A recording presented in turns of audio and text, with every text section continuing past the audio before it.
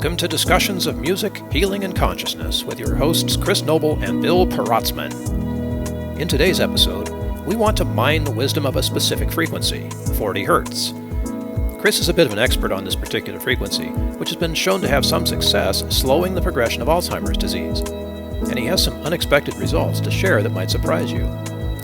Because music and healing often coincide with clinical treatment, please know that Chris and I don't offer medical advice, which is the proper domain of licensed professionals, and that we encourage you to seek appropriate guidance before trying any of the musical therapies we discuss here, particularly if you are already under the care of a professional physician or counselor.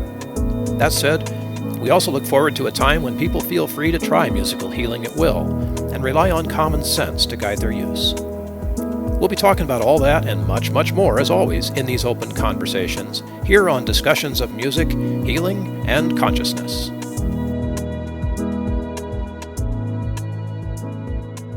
"40 hertz.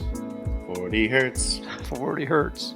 E1 on the piano, correct? I think you're right. I think it's something like that, depending on whether you're tuned to 432 or 440, but I think it was an E1 for me when I used it, and I was tuned to 432 hertz. And it's a low bassy note that you might hear in a really good dubstep or EDM track. And that's the track that I listen to, right? So just to set this all up, I mean, 40 hertz is cool, so that we could use that as a setup and just go into this. But Chris made this music, and it was 40 hertz based, and I'm like, okay, well, I'll try this, and we'll get into what it was supposed to do in a little bit, but my response was so completely blissful. After a few minutes, I was out. I was in that theta state, where you're kind of aware and kind of not, and not quite sleeping and not quite awake, and just in this beautiful place. And that lasted for, I don't know, how long is the song? It's like 45, an hour. It's a long song. It's well over an hour. So I was in this place, people, for a long time and really loved it, of course. And the music ended, and I woke up, and I was like, oh my gosh, I got to wake up now. I don't want to wake up. I want to go back to sleep and be in that place again. So there's the setup. So man, Chris, tell me, what was going on? What happened? Well, I mean, like a lot of these cool things, I mean, you really don't. Yeah, you go in with an intention, and then something else totally different happens. How true. I mean, isn't that science, innovation, everything, right? Arts, creativity. I mean, that's always what's going on. So, yeah, I mean, this was a really cool journey. I came across a really, really interesting TED Talks many years back. And, my grandfather had suffered from Parkinson's for many, many years. So, cognitive neurological disorders were running in the family and were something that I was just really curious about. So I went onto YouTube, and as you do on YouTube, just start going down those rabbit holes. And I came across a TED Talk with a doctor named Dr. Lee Bartel. And he's actually a Canadian guy. From as far as I know, he was working out of University of Toronto and a couple of other universities in Ontario. But anyway, so he did some really amazing research on 40 hertz and trying to, stop the deterioration of the neurological disorders that dementia, Alzheimer's, Parkinson's all have, this deterioration, right, of your memory, of your mind, etc. And he was able to, using 40 hertz being the frequency of 40 hertz being pumped through a chair that had speakers built throughout all the chairs. So your entire body is absorbing the 40 hertz frequencies. And I don't know how long the tests would go for, the treatments would go for, but he did this with quite a few patients and found that the results were pretty interesting. And they didn't cure you of Alzheimer's or anything like that, but it stopped, from the statistics that he had, it stopped the deterioration. So it stopped it from getting any worse, which is still monumental, which is still quite amazing of itself. So I looked into that. I was like, well, I mean, this is so cool. If I could try to just incorporate this into one of my, medicinal healing pieces, then great. Let's just try it out. Let's see what happens. I mean, that's what I'm doing with all this stuff. It's just experimenting and seeing what works. So that was the initial intention, was to create a piece that would help with any neurological disorders. The irony, or not the irony, but just the interesting side effect that it has is this really just knocks you right out and puts you to sleep. Better than any of my sleep pieces. So I've written other sleep pieces, and they're not nearly as successful as this 40 hertz one.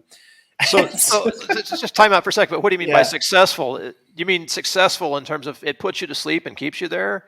Well, I guess successful in terms of, I'll just talk strictly numbers. The 40 hertz piece I wrote for Alzheimer's and dementia is my most popular song on YouTube, my most popular video or piece on YouTube. And the most common comment I get from it is that it helps me sleep. There you Not go. Okay. not that it helps me with dementia, Alzheimer's, or any of the neurological disorders. It just puts me right to sleep, knocks me out, and it does so better than the pieces that I have written specifically for sleep. So that's what I mean more successful is I've just seen it statistically speaking on YouTube, a resounding higher success rate for putting people to sleep. And yourself, quite a few of my friends now, they listen to it every night before going to bed, knocks them right out. So what's going on there with the 40 hertz? I obviously could not tell you what's going on in terms of why it makes people sleep. But what I've noticed about it, and Bill, I really want to hear your thoughts on this, is like, what does it feel like to listen to 40 hertz? And 40 hertz is very low frequency. Like I said at the beginning, this is like a kind of like a sub bass frequency. This is what the type of frequency when you're at a concert and you hear those low bass notes in any type of music, your whole body vibrates. Your whole body is like, like vibrating. You feel that bass, and that's what's so great about those concerts and the loud music and that bass. Well, 40 hertz is in that same realm. So you are getting almost like a full body sonic massage, whether you're listening to it, to this through speakers. Now, if you're listening to through, like, let's say laptop speakers, you're probably not going to get a lot of that sub bass frequency. But if you're listening with headphones, you're definitely going to get a lot of that. And if you're listening through like larger quality speakers, your whole body is going to get all of it too.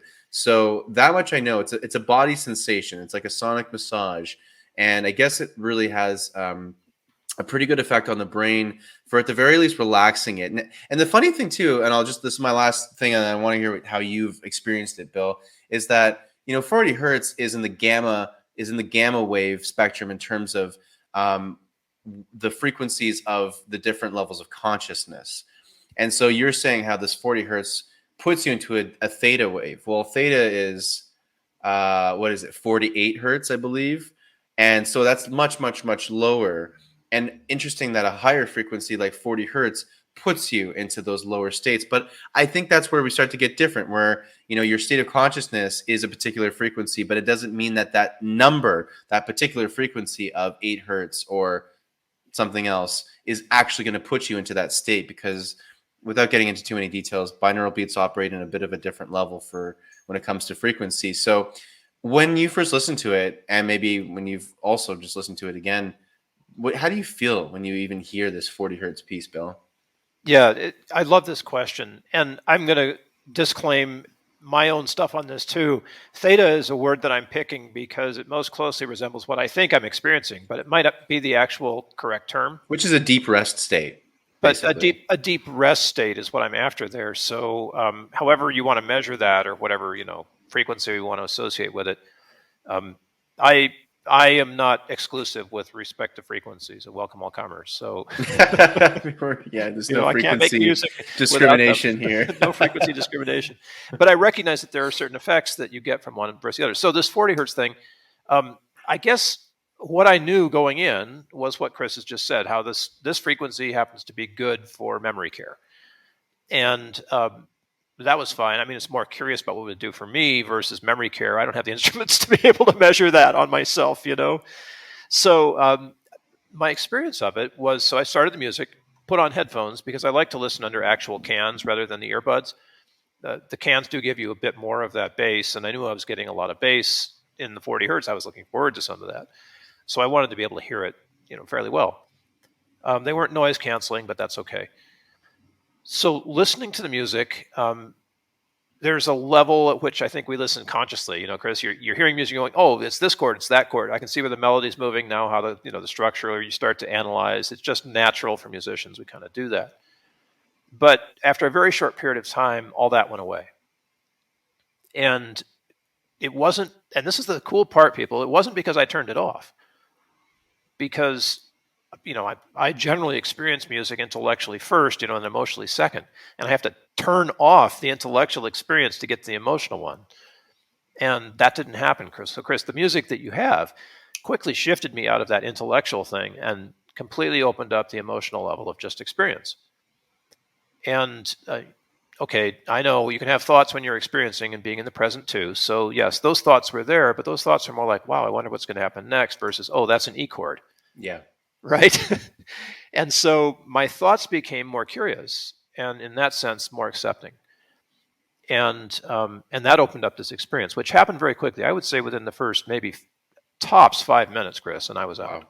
It was really quick. And yet I wasn't out because in that place, wherever I was still aware of the music, just not consciously processing it. And so in that awareness place, which I think it may be beyond emotion as well, I'm not sure about this. Obviously, the feeling was one of contentment and bliss. I didn't feel any kind of, agonizing distress or any of the stuff that you don't want to feel when you're, headed for a 40 hertz experience.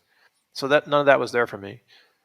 But I was still aware of the music and the direction of the music, and I felt sort of supported by that as I was trying to figure out what it is that I was feeling, man. And so I want to respond to that question, and I'm like, wow.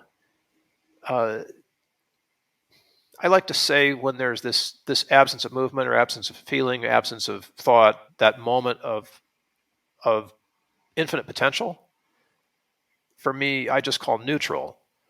And I felt that. It was like there wasn't a need to feel one way or the other. There's just a need to be fully present, ready to fly off in any direction that might be necessary next. But the cool thing about that was that the music held me there. Right? So I experienced that state of neutral, like complete buoyancy, whatever sound deprivation chambers do this. There's a lot of ways meditation, I guess, can get you there. But that music for me, it just brought me right in and held me there for however long it lasts. And folks, you can have this experience online. Right? All you got to do is go to YouTube and spin the tune. So do that. I mean, and then report back in. So that feeling,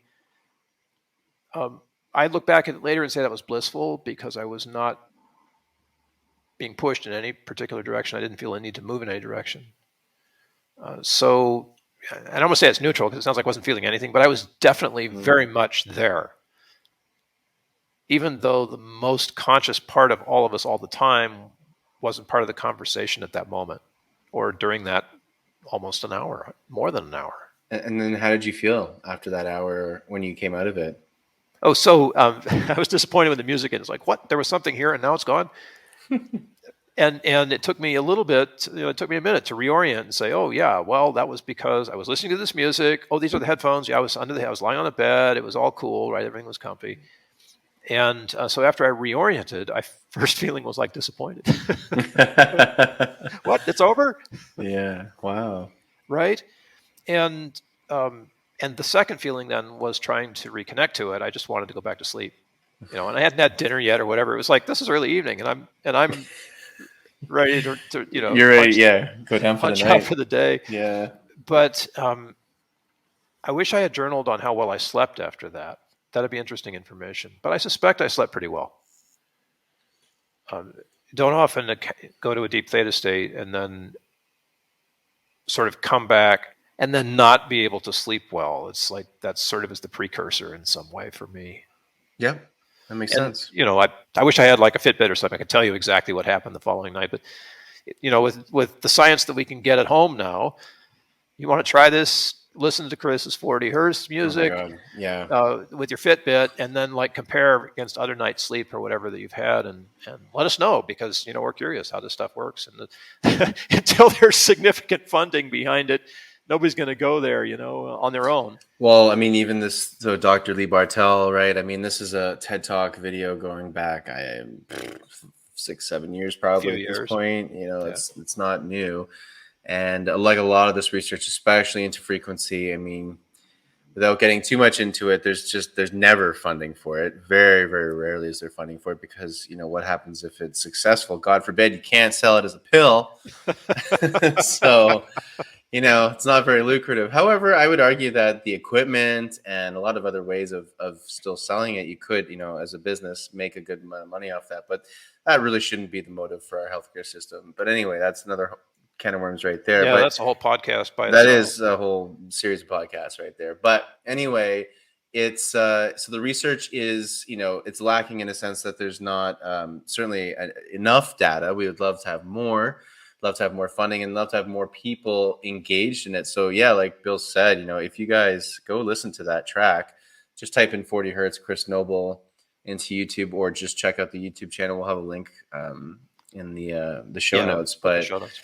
But it's great. It would be great to hear from you, and we can collect our own data, and we cannot just wait for the whenever the times are that people start to actually fund this type of research, and we can just do it ourselves. Like I think we should be doing with everything now.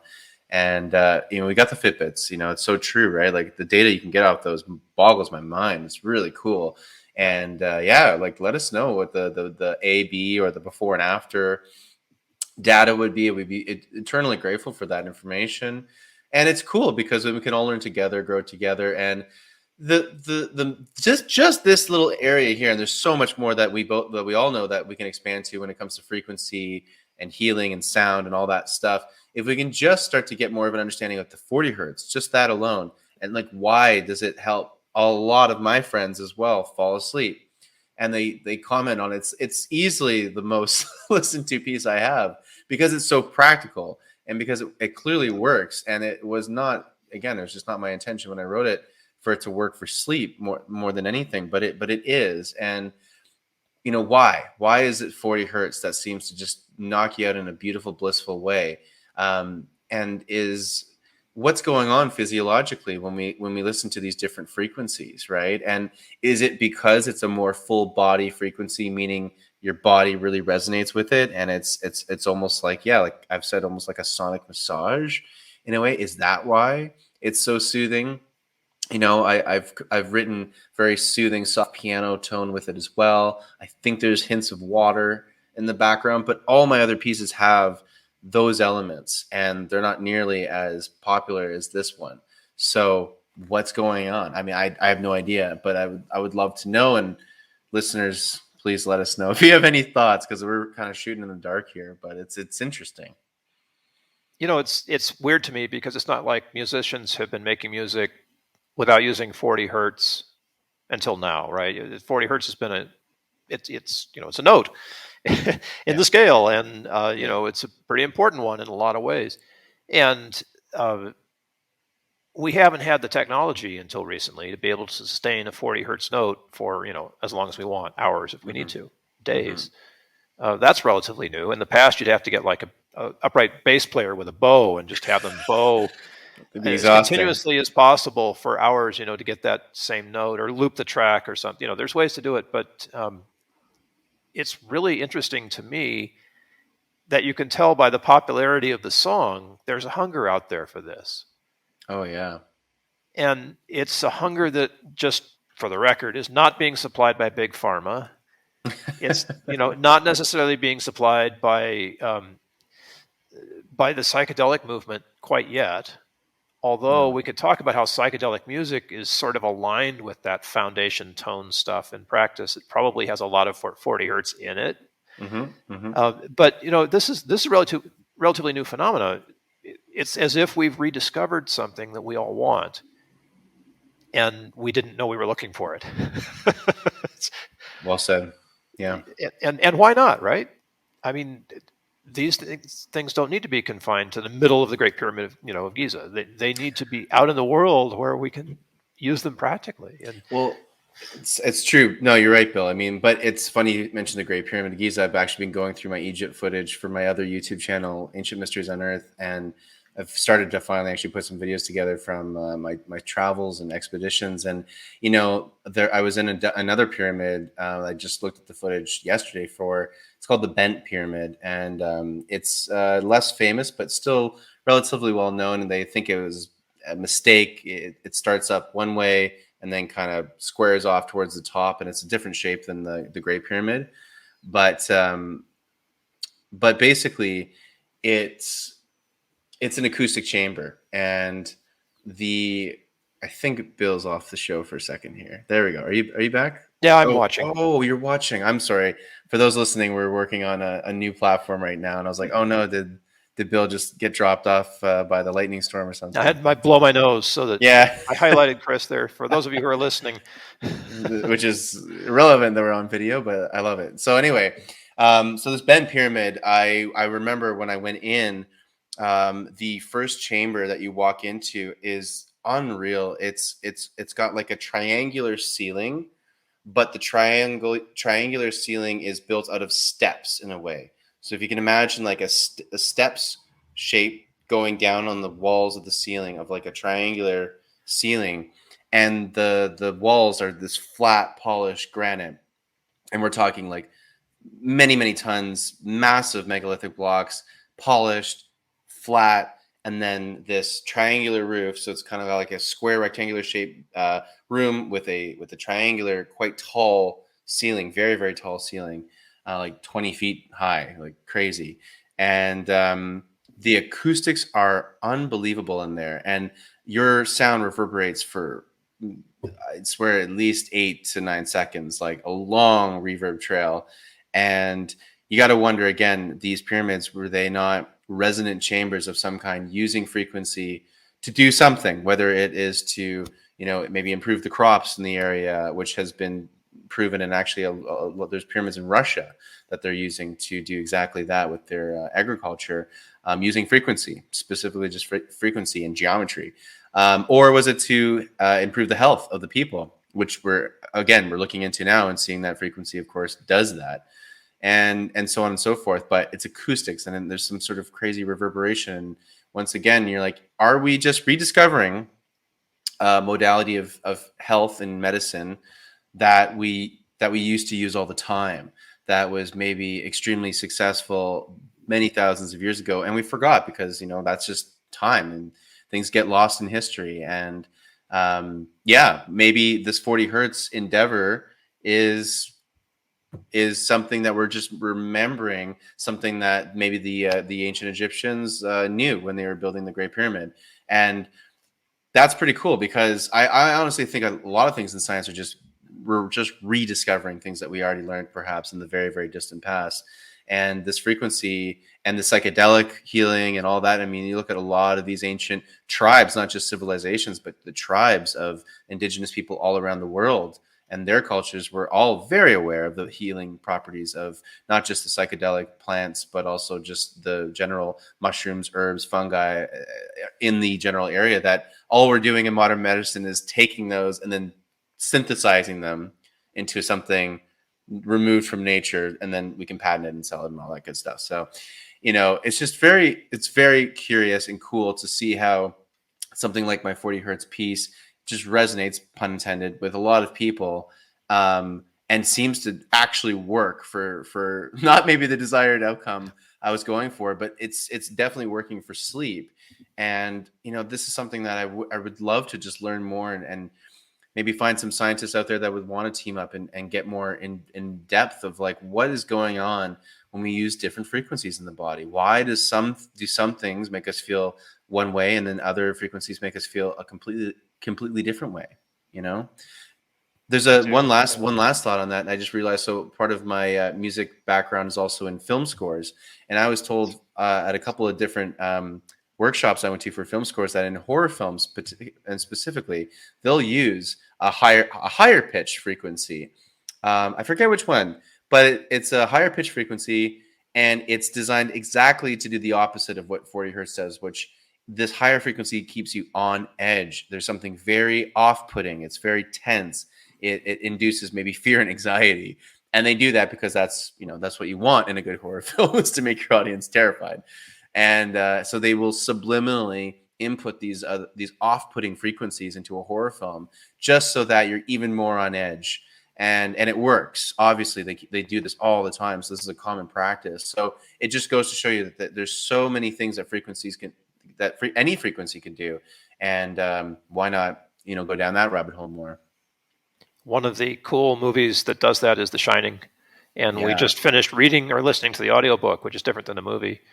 But The Shining is Stanley Kubrick's amazing combination of very intentional music to create the mood, around this and to raise the anxiety. Oh man. And it works both on the high and the low end. And he uses music so amazingly well, even the intensity of it. That you might say he's sort of unafraid to ride the dB meter, because there are times where it is almost unlistenable. The volume of the music is so intense. And he uses that specifically to increase the tension in the movie, what's happening. Yeah. And oftentimes it's like one note or two notes in opposition. It's just, it's so great. Dissonance. Yeah. And I mean, it's beautiful. And the actual music that's in it, also incredible. There's some Penderecki in there, Dies Irae in that thing. It is a beautiful tour de force of music on purpose. Like most of his films. Really. Yeah. Like from 2001 to, what was that one? Wait Until Dark or something like that. Not Wait Until Dark. Eyes Wide Shut. Yeah, that's it. Yeah. That soundtrack was amazing because it's one note. Literally. Note. Yeah. Ding on the piano. Ding. Ding. Ding. Yeah. I'm like, how do you make that so good? How do you make that into scary. A soundtrack of all things, Yeah, I know. And of course, we should probably dig into what that note is. But just to follow up on what you were saying about how we need so much science on this, there are TED Talks. You can see at least two. I sent them to a friend last week. One is sort of a researcher who decided that he could interrupt the reproduction of cancer cells with a specific frequency. And they quite literally sat in the laboratory, and his TED Talk is like 5 minutes of explaining how they did this. They sat in the laboratory with one of those old machines with the dial, and they increased the frequency by like 1/100th of a hertz or whatever, and just tested it over thousands of iterations. So they started to find out what specific things did what. So you can see that TED Talk. And then there's a business that stood up somewhere, I think it's in Minnesota, that is treating cancer with frequency. Oh, thank God someone is finally. Right? It's about time. It's about bloody time. This is not stuff that the government funds. These people are doing it the hard way out of their own pockets to make something happen and actually do the research. And long way of saying, if you experience any kind of clinical or notice any kind of clinical change if you're a regular Alzheimer's dementia care patient and you're getting those measurements, it'd be amazing for the world if you could share that, because there's so many people out there right now who are dealing with these issues, and you do the best you can. Science is great, but it hasn't fixed Alzheimer's yet. So no, we're inching up on it. So if you've got anything that helps people, caregivers in particular, would be so grateful to know that. This music, and put headphones on and see if it helps the cared for in some way. It's such a non-invasive way, of course, right, to get this to people. Again, this 40 hertz piece is for free on YouTube. This is accessible stuff, and it should be. And it's also, like I said, it's non-invasive, and there's no side effects to this stuff. And you know what? Sometimes there can be, like I always have the warnings, if you suffer from epilepsy or if you're pregnant, like be extra mindful of these things. And that just goes with anything, I would argue. But like we said before in a lot of our shows, it's a pretty damn low risk with when it comes to music and frequency. And like with anything, use your discernment, of course. And if you're going to blast these frequencies at top volume, like be careful. Like obviously, be careful on yourself. Be careful. Like don't do that. But if you're caring for someone, they'll tell you. Yes. You put headphones on, you might get start quiet. Put the music in. Yeah. If there's understanding, if it's working, great. Otherwise, don't force it. Absolutely don't force it. If it's not working, it's not working, and don't worry about it. Go back to the drawing board. But at least you tried it. Yeah. And that's still data that we can take. And these studies that there's another gentleman I saw at TED Talks. TED Talks, it may have been the same one. It was shattering cancer leukemia cells with sound. Yeah, that's one, probably right? What I'm talking about, because I think you told me about it. Yeah, right. Well, there you go. It is amazing to see, and this is just it's basic stuff. Like you said, he just went in and kind of dialed it in and just to see what happened. That's really all I'm doing right now is trying these different frequencies and seeing what happens. And like we just observed at 40 hertz, well, it does have some effect on Alzheimer's, dementia, any neurological disorder, because that was found in the study. And I have had people comment as well. Like half the comments are amazing for sleep. The other half are, thank you. This one person's like, I don't think this helped my Alzheimer's, or maybe it helped keep it the same. I was like, well, great, that's Hey, cool. cool. And then some people Hey then. say like it seems to be doing something. So it's like it's still a question mark more on the Alzheimer's side of things or on the neurological disorders. So that's still a big question mark with the 40 Yeah. hertz for me with my comments that I've gotten. But the sleep is seems to be resounding. Yes, it really works well for sleep. So this is how we figure these things out and we, this is the crowdsourcing or it's the collective, sharing of information that we can start to understand these things and kind of bypass, the larger powers that be with if everyone starts to go like, well, gee, I heard this frequency really helps me with cancer. I'm just going to give it a go and try it out. Oh, look at that. It helps. And I don't have cancer anymore. It's like, great. Like that's how these things go viral. And that's how these things become unstoppable. And, the powers that be will have no choice but to just kind of roll with it. And then you'll see Pfizer adopting it all of a sudden and I'll get paid from them. It'll be great. That'll be perfect. I mean, seriously, right? If it works and a groundswell of people are going, I tried this and it actually works for me. That's the best you can hope for. Yeah. You don't need testimonials. You don't need marketing. It's a groundswell of interest. People going, yeah, I can use this. And Yeah. that's where we are, I think, in our world right now, looking around for things that work. What is it that will help? And 40 hertz is a good one. I wish I'd been wearing a Fitbit because, Chris, it'd be nice to know if that was, REM sleep or what was going on there. So somebody who does that, with your Fitbit, tell us what you were experiencing during the period of the music, what kind of sleep that was.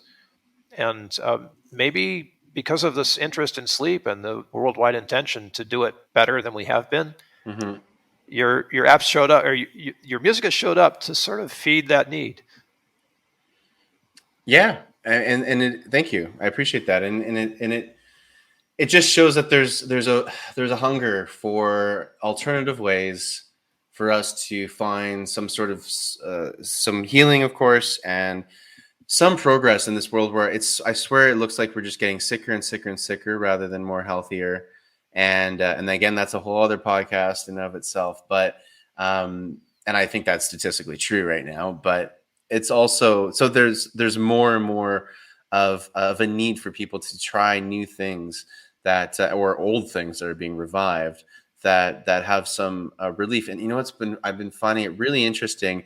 I've been leading some music healing workshops throughout the summer, and again these responses from my music online, and a lot of the age group that seems to be the most engaged and curious and open-minded are ages, I'd say 60 to 85, like, and more on the side of like the maybe 75 to 85, 90, like the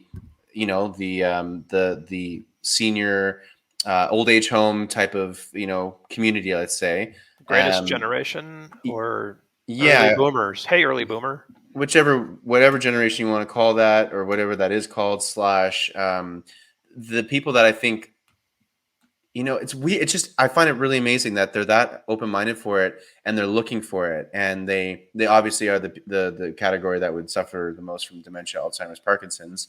But also I just find it really curious that they're so open to like me talking about frequency and how that's, I think in my head that sounds a little new agey or a little, woo-woo or something. And here they are of a much more traditional, time period at least, and conventional. And here they are being like, interesting. Oh, tell me more. And like they're actually listening and Yes. they're taking it in, and then they're going off and then they're practicing it and they're going to my YouTube channel and then they're listening and then they're commenting. And I'm like, wow, like cool. I kind of thought that wouldn't happen with that generation. And that's why I stopped judging anybody anymore, because it's just useless. That's perfect. There's a huge retirement city. Well, it was a retirement community that voted to become a city near us in Southern California. And I was told the same thing about interest in cannabis back there. That's in fact, right. It was CBD. It just sort of blew up among people 65 and older.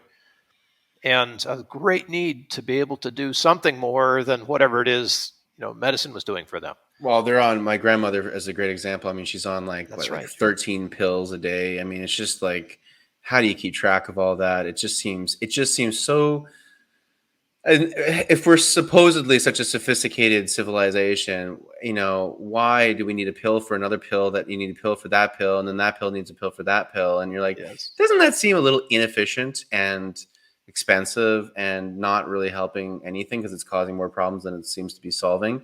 And I know that category of, like, my grandmother's age group would love nothing more but to not have to deal with those pills every single solitary day, and then all the side effects from those pills every single solitary day. And if music and sound and CBD, natural herbs and remedies, mushroom, fungi, all the things that we're learning or rediscovering about the natural world and how it's not only healthier for you, but it actually works a lot better anyway, it's it's going to be a game changer, and it already is a game changer. And I love that generation is so open-minded to it. And you're right, CBD is another really interesting one, where I've been at my local dispensary and I just love it, because, like, behind me is like basically my grandmother, except just like some elderly lady. Yep. You're like, oh, what are you picking up today? And there's some kids, like, in their early 20s, going to get some rocket joints to go party and use it recreationally and get super high and ripped. And then there's Granny behind me who's getting her CBD because she's got arthritis, and it really, really helps with Yeah. her arthritis, better than Yeah. anything else that she's been using. And I just love chatting her up and learning why she's even here. And I just think it's beautiful. I just love this new world that we're kind of birthing right now, and seeing how everyone's kind of waking up to these new alternatives. Just to tag on to the end of all that, I think what you're saying is so accurate. We've been hearing about a lot of dystopian stuff for a while. Of course, had the pandemic and climate change and whatever. There's a lot of bad stuff. But there's also this recent shift in attitude. People are starting to talk about the experience that we've had in the last 2 years, coming up into 2022 here, as a re-enlightenment. Yeah. We've reached the end of where we could go on our last boost, and we're now getting this boost, and a wave of new thought and new openness and acceptance. That's obviously, we can see the downside of that, and those who are clinging to the old ways and wanting to assert power, and control and coerce other. But that's falling apart. Yeah. And just because the grassroots are, hey, I can do this for myself. There's a better way. So kudos to everyone who's doing it for yourself, because you know what, you deserve all the good you're getting. Well said, Bill. I totally agree. And it's that idea that, I think in the past, a lot of religion and science, especially with the medical health world, they really have, I believe, indoctrinated us into a sense of, we can't figure it out for ourselves. We have to rely on them. So, like, you're brought into the world by a white jacket, godlike figure known as a doctor, right? And the doctor's never wrong. They can never be wrong, of course, right? Of course, we know they're wrong on the time. Any honest doctor would admit that in a second.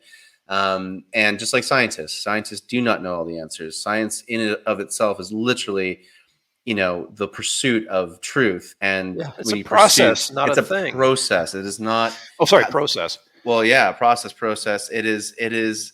How many times have we been told throughout history that this is a fact? We absolutely are the center of the universe. The sun revolves around us. This is a fact. Anyone like Galileo who says everybody knows that is a heretic and is basically going to prison, and then all of a sudden it's proven not. And science is always being proven wrong. Seriously? Actually, we revolve around the sun. Crazy, and our world's sphere and all this other stuff. So, things are changing all the time. I think it's beautiful that people are waking up to a new era of, why can't I figure this out for myself? Why can't I have the power to just do my own research, think for myself, come to my own conclusions, grow my own food, build my own communities, create my own energy? Basically, we don't need all these external sources and institutions and powers that be to live our lives. And that goes into health, that goes into our wellness, that goes into our everyday, livelihood, and just having a healthy, joyous, balanced life, and just not having to be constantly stressed or in fear from these external forces. And I think that the 40 hertz and the frequency healing, and that those rabbit holes and those pursuits where we're going more and more into those directions, that's what's going to help liberate us from the past of having been, without going down too many, negative sort of conspiratorial lanes, you're just more looking at it as, okay, well, that's a way we used to live. And I'm just forget the judgment, forget the opinions. We used to live that way. I think we can all agree, especially after the last 2 years, that we need to shift. We need to change how we live and how we operate and how we work together in harmony. And speaking of harmony, I mean, that's where the frequencies and stuff come back in with health. Like, why not start looking at different modalities that are so much more beneficial for the human body? The repercussions are nil to pretty much nothing. And, this is really where the new world that we're wanting to build is this is where it's at. This is how we get there. And it's by coming together and thinking for ourselves. So that's my rant. No, it's not a rant. It's some beautiful wisdom. That world, are you listening? Yes. Hello, world. Hello, world. Oh man. Well, this is why we call it discussions of music, healing, and spirituality, because they're all related. Everything's connected. The idea of separation is an illusion, and I've been watching a lot of stuff on this recently on Gaia. For those who don't know what Gaia is, it's a great streaming network. It's like a consciousness. It's a conscious Netflix, and the content out there is just so fantastic. And been watching more shows just on reality and quantum physics and all that stuff, and it just becomes so much more. Science and spirituality are getting closer and closer and closer and closer to really just confirming one another. Yeah, and that's a really fun place to be, and it's proving a lot of some of the core beliefs of most major religions. And I'm not talking about like the rules and regulations that come out of religion, but more the core spiritual beliefs.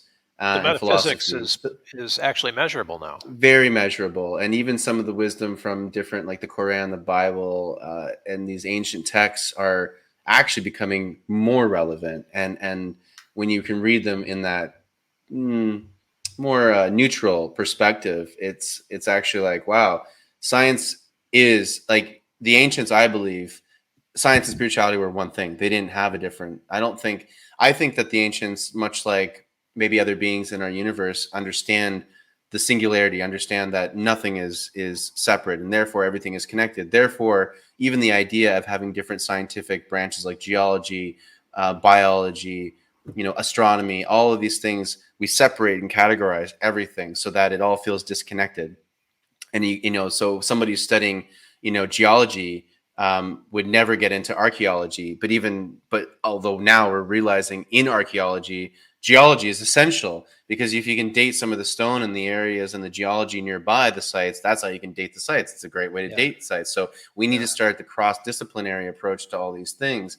And I think that's what the ancients were doing absolutely all the time, is they're like, spirituality, science, isn't that just knowledge and truth? Isn't that just really what it all boils down to? And we're just doing it in different ways. There's a physical way and then there's a non-physical way, basically. And it's pretty cool to see how they're all meshing together. And yeah, it's just it's a fun time to be alive. As crazy as that might sound, with all the stuff going on in the world, I still believe it's a pretty exciting time to be a human being on planet Earth. Definitely. Yeah. And when you need to relax from all that, we've got 40 hertz music for you. We got you. Nice 40 hertz song coming right up. Covered, like so don't drive. Yes, don't drive while you listen to this music. It'll knock you right out. That is a really valid point. Don't go swimming. Don't be in a body of water. I've heard that about like breath work and binaural beats too. They're like, don't be in water because you might drown. Just be smart. I mean, you don't have to be smart. Just use common sense, right? If you have the potential of falling asleep using tools like 40 hertz music, don't be piloting a jet or whatever it is that, don't have responsibility for anyone other than yourself when you fall asleep. Normally, that's, why do you even have to re-explain this? It's like, the people who listen to the Darwin Awards listen to us too. I forgot about those. Those are hilarious. And everybody, remember, please, birds aren't real. Dang, one of these days I'm going to do that with a straight face. Yeah, that's a tough one. Birds aren't real. Birds aren't real. All those trips are just your imagination. Yeah, it's the government spying on you. Yeah, they're all nanobots or something. Nanobot birds. Yeah. Okay, yes. So the good thing that Chris said before we got onto this spin Remember that, because that was the real point here, whatever it was. I love it. I love, this is why I love these podcasts, is they really are discussions of everything that we go into. And Yeah. I love listening to podcasts personally. That's why I love making this one with you, Bill. And I listen to them all the time. I think it's just fun to listen to people I enjoy talking about things I like. So for those listeners, again, we appreciate you guys. And thank you for any of your comments. Like Bill so wisely said in the beginning, if you do have a Fitbit, and you can do a little bit of data and, recording for us, we'd really appreciate it.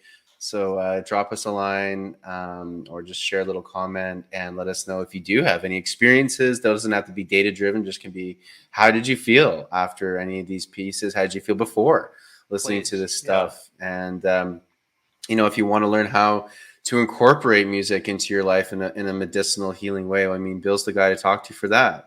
So it doesn't have to just be going to get a specific frequency. There can be just music as it is, music that you've loved your whole life. Yep. But maybe you can augment that and use it to enhance and or to help and heal parts of your life. I know for me, I've used music a lot with PTSD and things like that, emergency music use in a way, and nothing has worked better than that. So there's lots of resources here on our show, so hit us up. And thanks for listening. Thanks, Bill, for bringing up this topic, because I can't believe we hadn't talked about it. I know, isn't that crazy? And it's one of the most profound musical experiences I've had in the last couple of years.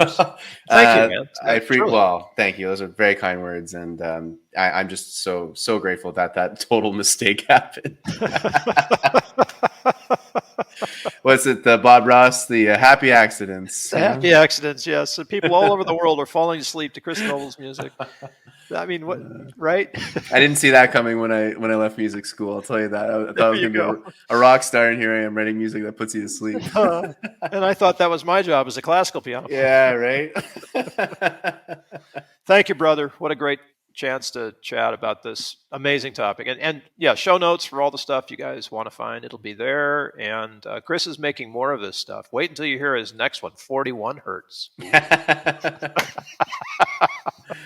No, I'll have to follow that up then.